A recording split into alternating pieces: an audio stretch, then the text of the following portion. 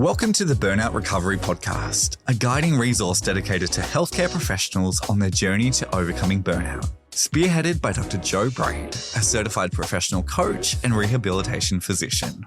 This podcast offers practical strategies through expert interviews and personal resilience stories, providing invaluable tools for navigating professional challenges while prioritizing well-being.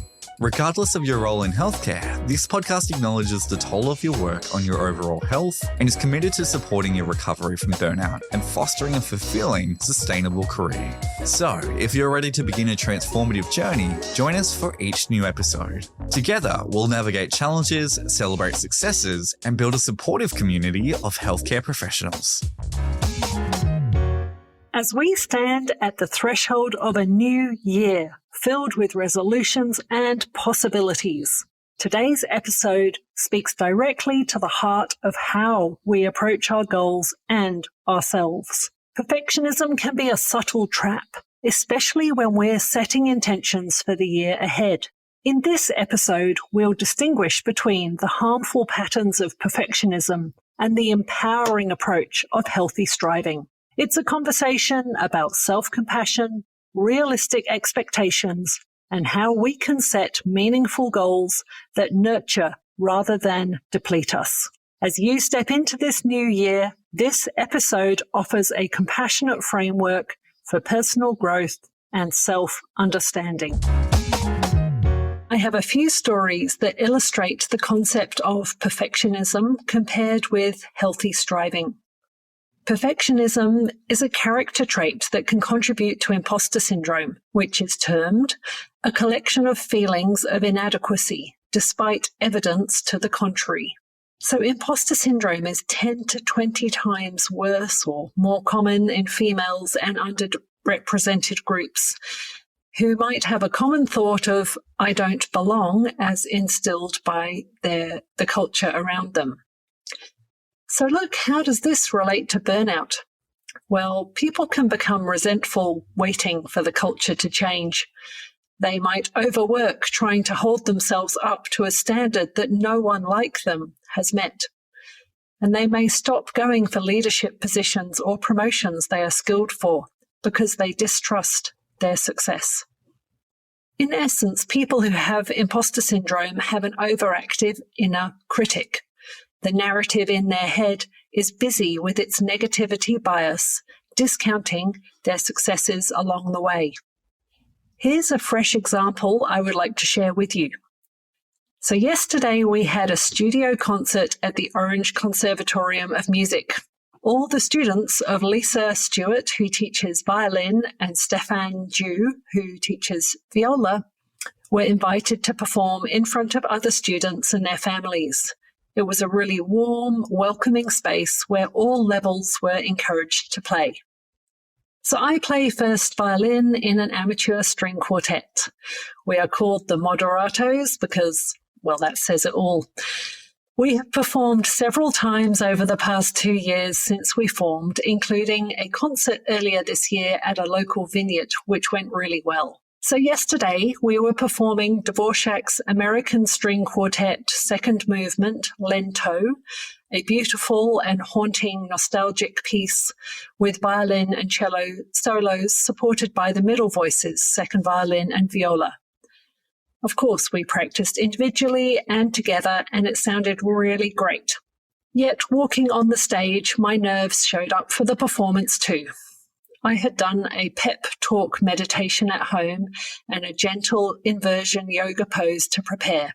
Yet sweaty hands, bouncing bow, and really some discomfort on the stage showed up, as it does every time. I guess I just know that this is part and parcel of performance. My sneaky brain reminded me of the parts I thought didn't go so well and focused on that rather than the wonderful melodies that are woven throughout the piece. I played back the video and it was definitely better than I had chosen to remember it every time. So, what's the difference between perfectionism and healthy striving? Well, really, we can talk about the two different mindsets that each person or each mindset might have. So, here are a handful of common thoughts that a perfectionist might have. I've got to do it right. I can't let them see me struggle. I can't go home until the work, the note, the medical record, the practice is perfect. So we know that our thoughts create our feelings, which drive our actions and therefore get our results. The feelings that a perfectionist might have include fear, inadequacy, doubt, shame, resentment, a closed mindset that holds one back. And the actions that they might take might be taking longer to complete something than necessary, or practicing it again and again and again, or pulling back and not offering your ideas forward for fear of getting it wrong. I'm sure some of you can, identify with this and relate to some of this, or maybe something that you've seen in others around you. Pretty common in medical culture. So let's find out about what someone with a healthy striving approach might be thinking of. So their thoughts might include, I want to try a new way. I'm here to get it right, not to be right. Let's see what happens if ... The feelings that might come from these thoughts could be curiosity, abundance, wholeheartedness, fun, or growth. So really you can see the healthy striving mindset has an open mindset to exploration and change. Yesterday, for example, for the very first time, I chose to use my iPad and Bluetooth foot pedal page turner on stage. And one of my questions was, will this work? My thought was, I'm ready to give it a go. And I had a feeling of, fun. I know I can flick the page over with my finger if the foot pedal doesn't work. You know what? It worked absolutely fine. So, does this list of thoughts and feelings in both examples highlight to you when you can relate to being in a perfectionist versus a healthy striving mindset?